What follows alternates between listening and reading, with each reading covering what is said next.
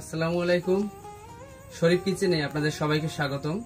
সঙ্গে আছি আমি ফয়সাল শরীফ। আজকে আপনাদেরকে তৈরি করে দেখাবো হালিম মিক্স। আর হালিম মিক্স তৈরি করার জন্য আমি হালিম মিক্সের প্যাকেট নিয়েছি একটি। এখন এটাকে আমি খুলে নেব। হালিম মিক্সের প্যাকেটে এরকমের দুইটি প্যাকেট দেয়া থাকে, একটির মধ্যে হচ্ছে মশলা আর একটির মধ্যে হচ্ছে ডাল। এখন আমি প্যাকেট কেটে ডালগুলোকে একটা বাটির মধ্যে ঢেলে দিচ্ছি। হালিমে দেওয়ার জন্য আমি গরুর ভুঁড়ি নিয়েছি 250 থেকে 300 গ্রামের মতো। এখন একটা কারি কুকারে গরুর ভুঁড়িগুলোকে দিয়ে দিচ্ছি। এখন এর মধ্যে একে একে সব উপকরণগুলো আমি দিয়ে দেব। দিয়ে দিচ্ছি 1 চা চামচ আদা বাটা, 1 চা চামচ রসুন বাটা। এখন এর মধ্যে দিয়ে দেব দারুচিনি, এলাচ, লবঙ্গ, তেজপাতা এবং গোলমরিচ। হলুদ গুঁড়া 1/2 চা চামচ, মরিচ গুঁড়া 1 চা চামচ, সয়াবিন তেল 1 টেবিল চামচ পরিমাণ, লবণ পরিমাণ মতো।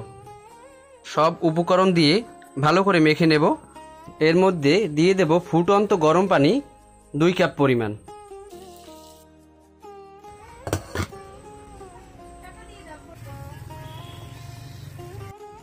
এখন আমি ডালের ভিতরে দিয়ে দেব 2 কাপ পরিমাণে ফুটন্ত গরম পানি।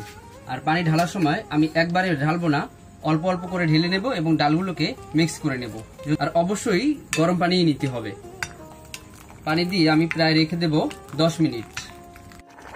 অপরদিকে আমার ভুঁড়ির ভিতরের পানিটাও টেনে গিয়েছে এবং ভুঁড়িটাও সেদ্ধ হয়ে গেছে। এখন চুলা জ্বালিয়ে গ্যাসের উপর একটা কড়াই বসিয়ে দিচ্ছি। এখন কড়াইয়ে দিয়ে দিচ্ছি 1 টেবিল চামচ সয়াবিন তেল। এখন তেলের ভিতরে দিয়ে দিচ্ছি পেঁয়াজ কুচি। পেঁয়াজের বেরেস্তা করার জন্য বড় সাইজের 2টি পেঁয়াজ নিয়েছি। আপনারা চাইলে কম বেশি করে নিতে পারেন।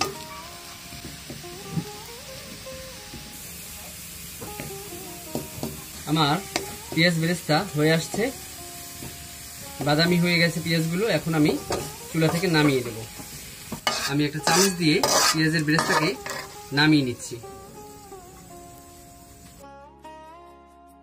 আমি গরম তেলে ভেজে নিচ্ছি 4 থেকে 5 পিস শুকনো মরিচ।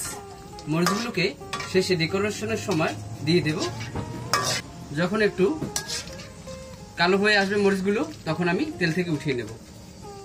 এখন আমি মরিচগুলোকেও উঠিয়ে নিচ্ছি। এই তেলের ভিতরে দিয়ে দেব আরো 2 টেবিল চামচ সয়াবিন তেল।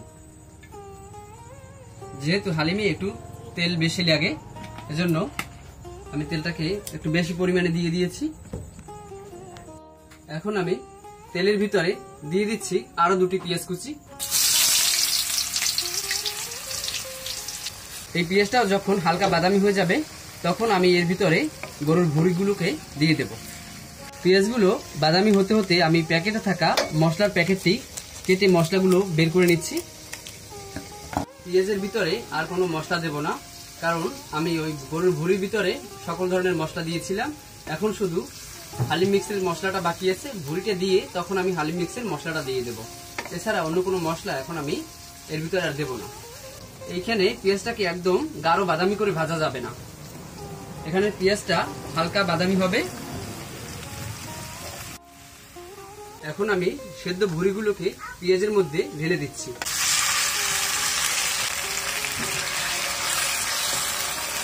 জালটাকে একটু কমিয়ে দেব। এখন রেডি মিক্সের মশলা থেকে আমি 2 চা চামচ মশলা এর ভিতরে দিয়ে দেব।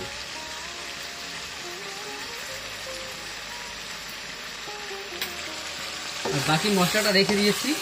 বাকি মশলাটা দেব আমি শেষ সময়ে, যখন আমি ডালগুলোকে দিয়ে দেব। তারপরে যখন হালিমটা হয়ে আসবে সেই সময় দিয়ে দেব, যাতে সুন্দর একটা ঘ্রাণ ছাড়ে। ভুঁড়ির ভিতরে মশলা দেওয়ার পরে সুন্দর একটা কালার এসেছে। এখন আমার ভুঁড়ি ভোনা শেষ। এর ভিতরে এখন আমি ভিজিয়ে রাখা ডালগুলোকে দিয়ে দেব।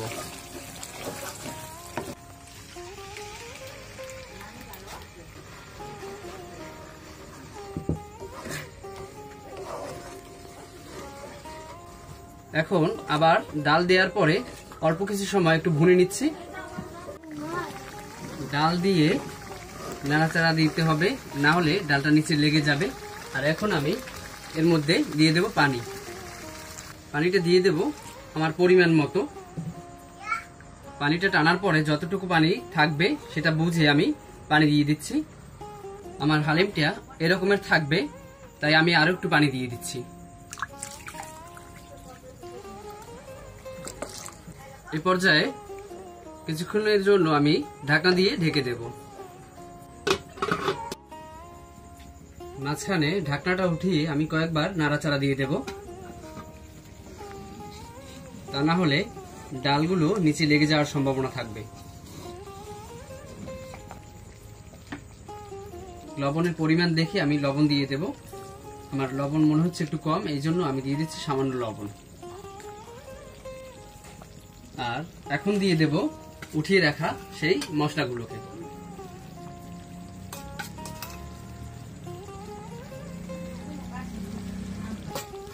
ভালো করে নেড়ে চেড়ে দেব। হালিম রান্না প্রায় শেষ। এখন আমি চুলা থেকে এটাকে উঠিয়ে নেব। এখন যে অবস্থায় আছে, আমি যদি চুলা থেকে উঠিয়ে নেই তাহলে আরেকটু ঘন হবে, তাই আমি এই অবস্থায় হালিমটাকে চুলা থেকে উঠিয়ে নিচ্ছি। আর এটা একদম পারফেক্ট আছে। চুলা থেকে নামিয়ে নিচ্ছি।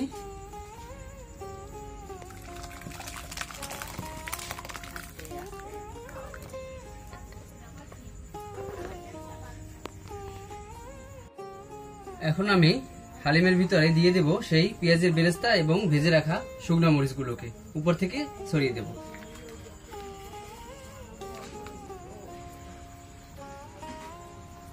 উপর থেকে দিয়ে দেব ধনিয়া পাতা কুচি,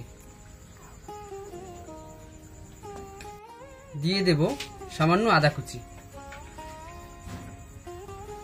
দিয়ে দিচ্ছি শসা কুচি।